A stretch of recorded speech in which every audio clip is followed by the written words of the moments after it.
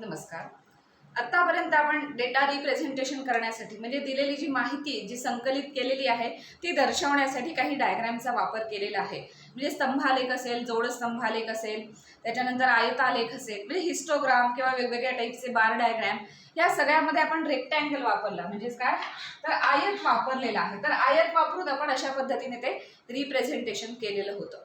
आता ह्याच्या पुढे आपण बघणार आहोत वृत्तालेख किंवा त्याला पाय डायग्रॅम म्हणतात इंग्लिशमध्ये.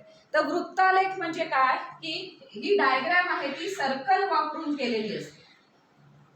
म्हणजे वर्तुळ वापरून केलेली डायग्रॅम, म्हणजे जी काही माहिती संकलन केलेलं आहे, जे काही डेटा आहे, टेबल, फ्रिक्वेन्सी टेबल आहे, त्यातली जी इन्फॉर्मेशन आहे ती रिप्रेझेंट करताना आयत नाही तर इथे सर्कलचा वापर केला जातो. त्याला पाय डायग्रॅम म्हणतात. आता या पाय डायग्रॅम मध्ये हे वर्तुळ आहे, वर्तुळ केंद्र असणार आहे, त्याच्यानंतर हे सेक्टर्स असतात, म्हणजे वर्तुळ पाकळ्या असतात. तर ह्या वर्तुळ पाकळ्यांचा यूज केला जातो आणि वर्तुळ पाकळ्यांचा यूज करून वेगवेगळ्या गोष्टी तिथे दर्शवल्या जातात. म्हणजे जसं आपण आयत दर्शवलं होतं, समजा इथे मुलग्यांची संख्या असेल आणि इथे मुलींची संख्या असेल. हे 9वीत आपण अशा पद्धतीने केले होते, जोडस्तंभालेख म्हणा, अजून वेगवेगळ्या टाईपचे बार डायग्रॅम.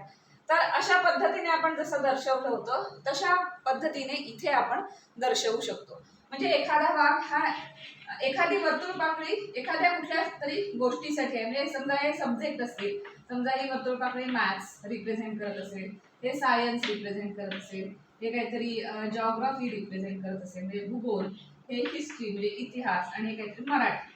तर एखाद्या मुलाला मिळालेले मार्क तर ते आपण अशा रिप्रेझेंटेशन मध्ये दाखवू शकतो. म्हणजे वर्तुळ पाकळीचा, सेक्टरचा आपल्याला उपयोग करायचा आहे. मग या सेक्टरला काय असतं, केंद्रीय कोन असतो, केंद्रीय माप असतं ह्याला. हा केंद्रीय कोन म्हणतो आपण त्याला, सेंट्रल अँगल असतो. तर त्या अँगलचा यूज करावा लागतो. मग तो अँगलचा यूज करायचा आहे, म्हणजे जे काही दिलेलं आहे ते आपल्याला इथे आधी अँगलमध्ये म्हणजे डिग्रीमध्ये रूपांतर करावं लागेल. मग डिग्रीमध्ये रूपांतर केलं की मग या सर्कलचा केवढा भाग म्हणजे केवढी वर्तुळ पाकळी हे लक्षात येईल आणि तेवढी वर्तुळ पाकळी त्या गोष्टीसाठी आपण दर्शवू शकतो. एकूण वर्तुळ असतं, एकूण सर्कल किती असतं, 360 डिग्री असतं. त्यामुळे एकूण जो असेल ते किती म्हणणार आपण, 360. समजा एखाद्या मुलाला ह्या सगळ्या सब्जेक्टमध्ये मार्क्स मिळाले, ते आपण असे पिक्टोरियल म्हणजे असे दर्शवलेले आहेत चित्रात. तर एकूण मार्क्स त्याला जे किती मिळालेले असतील ते मार्क्स आपल्याला 360 डिग्रीमध्ये कन्वर्ट करावे लागतील. म्हणून त्याचा फॉर्म्युला असा आहे की हा घटक जो रिप्रेझेंट, समजा हिस्ट्रीत मार्क्स मिळाले ते किती मिळाले ते आधी आपल्याला लागतील, आणि एकूण त्याचे मार्क्स म्हणजे हे सगळे मिळून किती बेरीज झाली सगळ्या मार्क्सची ते करावं लागेल. म्हणजे तो जो घटक आहे तो घटक, त्याच्या घटकांची संख्या म्हणजे ती काय आहे ती आपल्याला न्यूमरेटरमध्ये घ्यावी लागेल. त्याच्यानंतर एकूण घटकांची संख्या म्हणजे एकूण किती आहे, एकूण किती संख्या झाली ती एकूण संख्या ते बघावं लागेल. आणि इंटू काय करावं लागेल, 360. कारण आपल्याला कन्वर्जन कशात, रूपांतर कशात करायचंय, तर डिग्रीमध्ये करायचं. हे सगळं केलं की आपल्याला इथे काहीतरी डिग्री असं मिळणार आहे, आणि ते किती असणार आहे, तर 360 मधले काही डिग्री असणार आहेत. म्हणजे तेवढ्या डिग्रीची वर्तुळ पाकळी म्हणजे सेक्टर जर आपण त्या सर्कलमध्ये घेतला तर तो ती गोष्ट रिप्रेझेंट करेल. म्हणजेच एकूण किती, आता 350 मार्क्स एकूण मिळाले 600 पैकी, तर 600 पैकी 350 मार्क्स मिळाले, तर म्हणजे एकूण मार्क्स किती आले की एकूण त्याला एकूण सगळ्या सब्जेक्ट मिळून किती मार्क्स मिळाले, तर 350 मार्क्स मिळाले. मग हिस्ट्रीमध्ये व त्यातले हिस्ट्रीमधले किती आहेत, तर काहीतरी 60 वगैरे मार्क्स आहेत हिस्ट्रीमध्ये मिळाले. मग 60/350 करावं लागेल आणि इंटू 360 करावं लागेल. मग हे सगळं कशात कन्वर्ट होईल, डिग्रीमध्ये कन्वर्ट होईल. आणि मग ही जी वर्तुळ पाकळी आहे ती तेवढ्या डिग्रीची म्हणजे तेवढ्या अँगल, तो कोन आहे तो तेवढ्या अँगल मापाचा कोन आपल्याला घेता येईल. तर हे माप आपल्याला या फॉर्म्युल्याने काढता येतं. मग या फॉर्म्युल्याने ते माप काढून घेतलं की त्या मापाच्या वर्तुळ पाकळ्या इथे सगळ्या बसवायच्या. सगळ्या वर्तुळ पाकळ्या मिळून ते एकूण जी संख्या आहे ती संख्या झाली पाहिजे. 360चा आपण भाग करणार आहोत. ते पाय हा एक पदार्थ आहे, त्या पाय असा गोलच असतो, म्हणजे जसा पिझ्झा असतो तसाच तो पाय असतो गोल, आणि मग त्याचे असे त्रिकोणी असे भाग आपण कापून ते खात असतो. तर प्रत्येक त्रिकोणी म्हणजे वर्तुळ पाकळीसारखं असतं ते.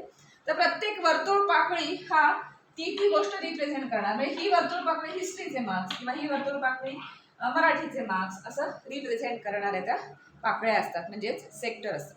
म्हणजे थोडक्यात जे पर्सेंटेजमध्ये दिले किंवा जे नुसतेच असे नंबर्स दिलेत आणि त्याचं वारंवारता सारणी म्हणजे फ्रिक्वेन्सी टेबल दिलेलं असेल, तर त्यावरून आधी त्या फ्रिक्वेन्सी टेबलमधल्या फ्रिक्वेन्सीचं म्हणजे वारंवारतेचं आपल्याला रूपांतर करायला लागतं डिग्रीमध्ये, म्हणजे माप त्याचं आपल्याला इथे अंशामध्ये घ्यावं लागतं. म्हणून अंशामध्ये ह्या फॉर्म्युलाने रूपांतर करायचं की मग तुम्हाला त्या वारंवारता सारणीमध्ये सगळ्या गोष्टींचं अंशामध्ये म्हणजे डिग्रीमध्ये रूपांतर झालेलं असेल, तेवढ्या डिग्रीचं इथे कोन करत जायचं की मग सगळं सर्कल ते भरेल आणि तो सर्कलमधलं रिप्रेझेंटेशन होईल. जसं आपण असं हिस्टोग्राम म्हणा किंवा बार डायग्राम वगैरे अशा पद्धतीने रिप्रेझेंट करतो, तशाच पद्धतीने आहे, फक्त एकाच सर्कलमध्ये सगळ्या गोष्टीचं रिप्रेझेंटेशन होतं.